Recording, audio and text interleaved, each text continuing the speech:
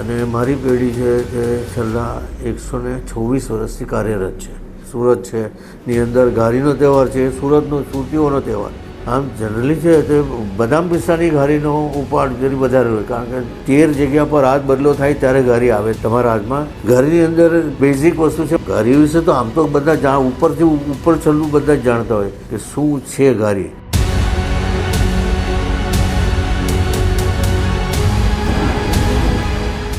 મારું નામ છે મનોજ ઘારીવાળા, એટલે કે શાહ જમનાદાસ ચંદ્ર ઘારીવાળાના ઓનર. અને મારી પેઢી છે તે છેલ્લા 126 વર્ષથી કાર્યરત છે.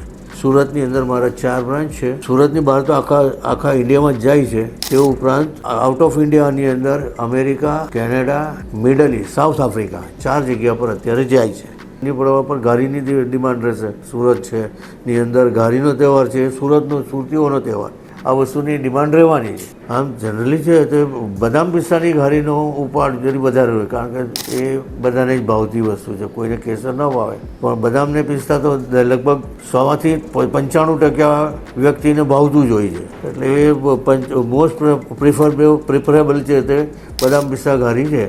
મારી પાસે હું ટ્રેડિશનલ જ બનાવું છું, બીજી કોઈ ફ્લેવરોમાં બનાવતો નથી. જે ઓરિજિનલ ટેસ્ટમાં હોય, એટલે કે માવાની ફ્લેવરમાં માવા ઘારી પ્લેન આપણી સુરતી અસલની, ત્યાર પછી બદામ પિસ્તાની ઘારી બને, ત્યાર પછી કેસર બદામ પિસ્તાની ઘારી બને, પિસ્તી ઘારી બને અને ડ્રાયફ્રૂટ ઘારી બને. Total 5 flavour, 5 taste, not flavour. ઘારી બનાવવામાં ટાઈમ તો ખાસો લાગે. ઓછામાં ઓછો 20 કિલો મટીરિયલ લો, એને પ્રોસેસ કરીને બનાવતા સમય લાગે લગભગ 7 થી 8 કલાક મિનિમમ. આટલો થાય. 13 જગ્યા પર હાથ બદલો થાય ત્યારે ઘારી આવે તમારા હાથમાં, ત્યાં 14મી વખત તમારા હાથમાં. એટલે એની અંદર ટાઈમ લાગે. ઓછામાં ઓછો ટાઈમ 8 કલાક. એને રેસ્ટિંગ ટાઈમ પણ આપવો પડે. જ્યાં સુધી ઠંડુ ન પડે ને ત્યાં સુધી છે તે એના ઘારીનો શેપ નહીં આપી શકાય, કારણ કે એની અંદર પૂરીની અંદર વણવાનું આવે મેદાની.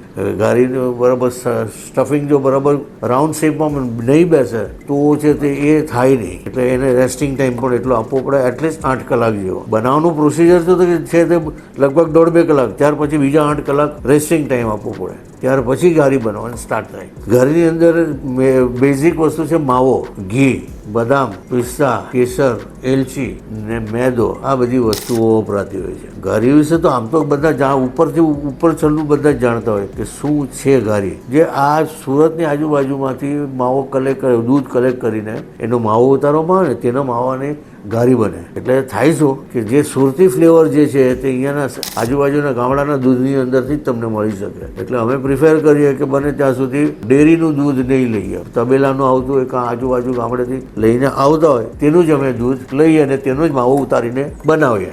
તૈયાર માવો લેતા નથી અમે.